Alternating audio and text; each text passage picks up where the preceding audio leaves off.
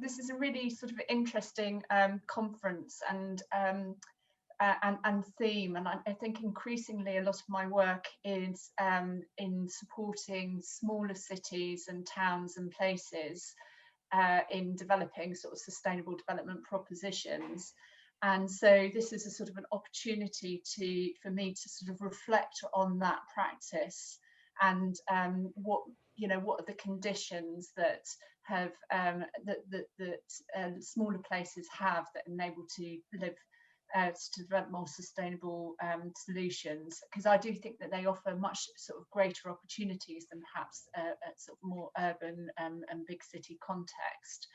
And so I'm going to do this through a sort of series of case studies looking at cities, towns, and then the relationships with surrounding villages. And some of the case studies you probably might be familiar with, but I think it's just interesting to put it into the context as well of a lot of research that's going on in this area by Centre for Cities, Centre for Towns on smaller scale places. And so when you start to sort of look at this, I always go back to sort of quality of life surveys and what they say about, who ranks in the top list of places to live. And, frequently the sort of market towns like Horsham and Selby come up in those quality of life surveys. This is the most recent one I could find, was conducted by the Halifax last year. And then when you look at what underpins the responses to the surveys, the things that people talk about are, more accessible travel, the relationship between cost of living and earnings and employment opportunities, access to nature, well-being and community. And I think this relates as well to the sort of earlier speaker as well. A lot of my theme is around how smaller places have that connectedness with the community to be able to sort of drive action in a really rapid way. What I think is also interesting is this research by the Quality of Life Foundation, which was undertaken over the course of last year. So half of the surveys were taken before the pandemic, and then the research was concluded post the pandemic. And what's coming out of these surveys, which ask people about what the qualities of life that they value, it's those things that smaller places offer. Those are the things that mirrors the previous list around access to green space, the mix of uses locally, low levels of traffic, walkability, cyclability, more compact patterns of development, and access to sort of transport. And ever was it, and those sort of qualities have been put into sharp focus throughout the lockdown period, particularly sort of the ability to access green space, as we know. And then sort of just looking around at what sort of smaller cities are doing, there's a lot of innovation which is local authority led or in partnership with those communities. And so Norwich City Council, for example, is really leading on sort of climate leadership, and probably you'll know their Goldsmith scheme, which won the Sterling Prize a couple of years ago, Mikhail Ritchie's Passive House scheme, which is the first social housing scheme ever to win the Sterling Prize, and I think is a model now that other local authorities are very much looking to in terms of leading on housing and leading on sustainable housing. Bristol, this project is a few years old, but I've always been impressed by their community and the relationship between city and industry and the university, and their whole sort of digital economy that they are building on the back of those sort of partnerships, and using their sort of creativity linked with the digital expertise to create this sort of open innovation platform. Of course, I have to mention Milton Keynes. As Biana said, I was on the commission, hugely privileged to be on the commission for making the 2050 future, which came up with 6 projects which are now being implemented as part of the strategy.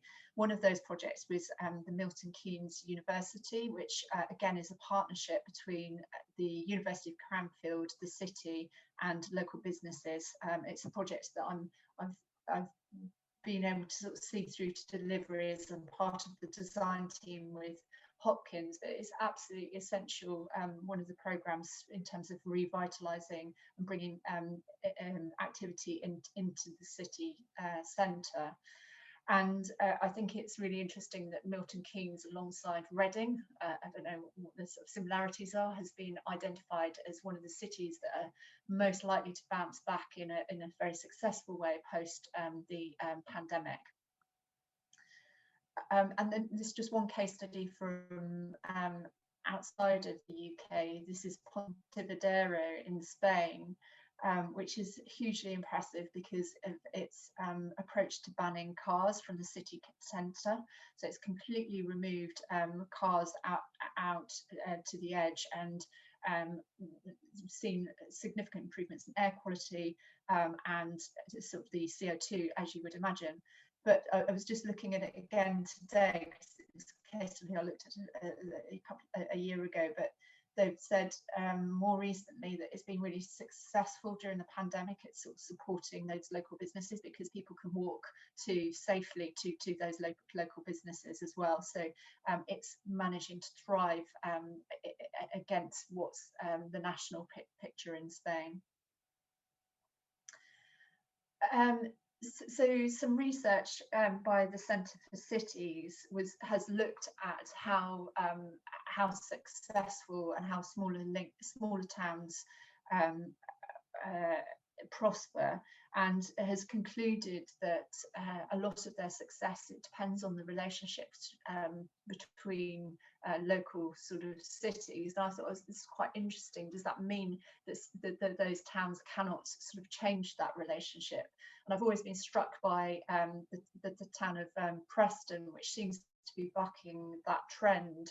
And it's been able to do that and outperform its neighbours because it has quite a strong community wealth building approach. So it's really invested in itself, and most notably sort of had a sort of local campaign and a community build campaign to revitalise the Preston bus station, which has gone from being a carbuncle to now being sort of recognised as an iconic structure. But the way in which it has done that is through this community wealth building programme, which is very focused on local procurement and building local economies, so that the wealth generated is reinvested and kept within the city centre, within the town centre. So another piece of research by a group called the Centre for Towns, which was established a couple of years ago. So this just shows how cities are doing much better in growing inward investment compared with smaller towns and cities. At the same time, smaller towns and cities, as we know, have much more affordable in terms of the house prices, and you can see here the relationship and interesting villages. So you've got all of the towns, you've got the major cities, and then the villages, which I'll come back to in a moment, and then the sort of cluster of towns in terms of their house pricing. So not as accelerating as fast as those major urban areas. And so I just thought I'd reference this case study as an example of a city which is trying to buck that trend by investing again in itself to attract businesses. So this is the city of Sunderland. It has a long industrial heritage, as many of you will know, but in the 70s and 80s suffered from population decline with decline of that industry, and has seen the sort of city centre sort of hollowed out as people have moved out to the urban areas, surrounding areas. Sunderland is part of the Key Cities group, and they have a manifesto which is around rebuilding local economies, rebuilding manufacturing centres in particular, as a way of attracting inward investment. And as part of that programme, I think what the city has done really well is invest in digital infrastructure. So it's investing and owning its own infrastructure, and on the back of that, it's won this sort of Smart City of the Year last year. And it recognises that to create the right business environment, you need that infrastructure. but you also need great places to live. And Riverside Sunderland is a project, again, that I'm working on in relation to sustainability and the energy strategy. But it's a fantastic and once in a lifetime opportunity to work on a city centre regeneration programme that will deliver 1,000 homes right in the heart of the city, as well as much needed commercial opportunities and opportunities for businesses, and then the revitalisation of Galley's Gill. And so it's a year and a half ago, I think, since I first went to Sunderland, and this is amazing topography and an amazing landscape, so a brilliant opportunity, but one that's been done very much in close consultation with the community, and Kevin Murray and his team have been doing a really great piece of consultation to say what this, not just what this place will be, but what this place will do, and the opportunities coming out of building such a significant regeneration scheme in the heart of the city in relation to businesses that can come into modular and green tech opportunities. So part of the engagement has been with the university, with the student, with MOBI, the Ministry of the Built Environment, and with other businesses that can participate in the manufacture of these places and build and rebuild a manufacturing centre. And we're sort of very pleased that in 2023 it will be home to a housing expo as well, to showcase some of the Home 2030 winners as part of that development. So not only are smaller places, sorry, this is in relation particularly to villages, but also smaller places are getting have issues around ageing population as well, whereas the city centres are younger. And at the same time, smaller places tend to have poorer access to healthcare or services in particular, and this just shows that access to healthcare opportunities. And so I present these two pieces of information in the context of a scheme that many of you may have seen myself or colleagues present before, but it's the VeloCity scheme, which was looking at investment in the Oxford-Cambridge corridor and the impact that of 1 million homes, I suppose, being delivered off the back of this road and rail infrastructure. And so we won this national infrastructure competition, which was looking at development models. And in context of the theme of the conference was really about different sort of scales of development between Oxford and Cambridge, and looking at the different types of settlement and landscape that exist in that corridor. And so VeloCity was a response to that. It was a strategic vision, particularly looking at villages. And see, these were some of these are the core principles of the approach. And the reason why we chose to focus on villages is that we could see that without looking at them, they would be suffering from increasing congestion and increasing isolation and poor lifestyle because of that car dependency. As I mentioned earlier, those village communities have much ageing population, and sort of younger people really priced out of living there. And so we came up with this proposal, which was based on clusters and intensification of villages linked by cycling networks to those urban areas and areas of employment. And very much sort of founded on circular economy as well. How do you build networks of services that can support those communities and bring back life into those communities? And I think at the time we presented this 2 years ago, a lot of people sort of looked at us and say, why are we suggesting development in such a rural context?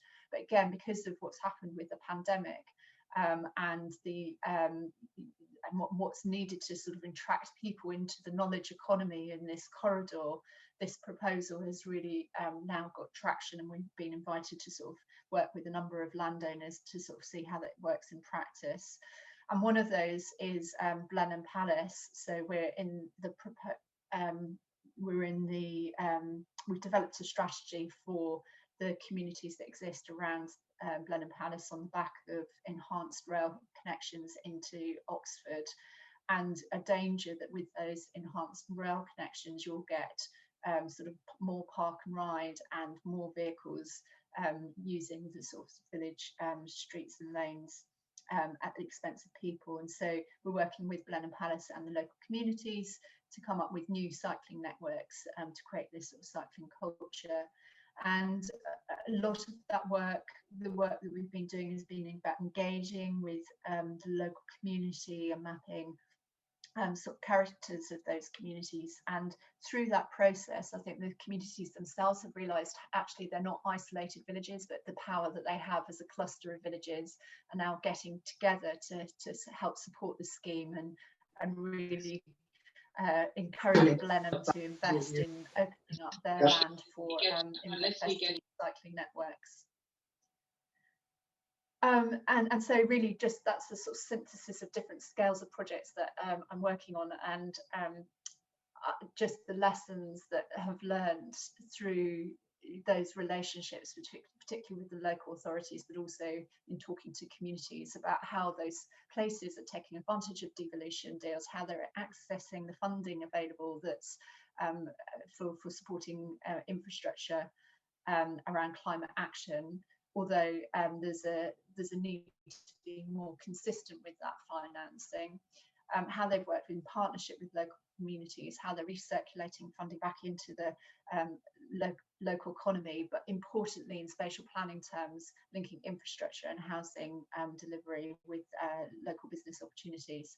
And then this last point, which I sort of highlighted before I had heard the end of the sort of the previous question, which is when you talk about Eindhoven, I very much agree that's the sort of connectedness of smaller places that really allows sort of communities, universities, and local authorities and local businesses to come together to support action.